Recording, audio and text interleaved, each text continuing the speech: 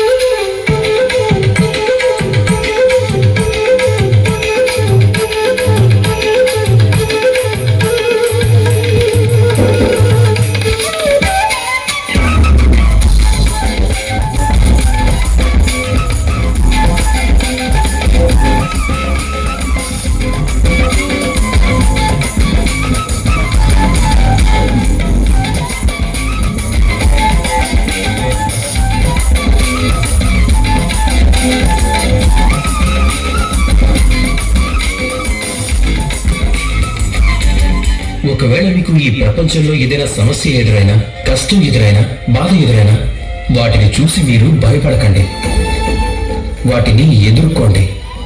అలాంటి పరిస్థితులే మీకు ఎంతో అనుభవాన్ని కలిగిస్తాయి, మీకు జ్ఞానోదయాన్ని కలిగిస్తాయి.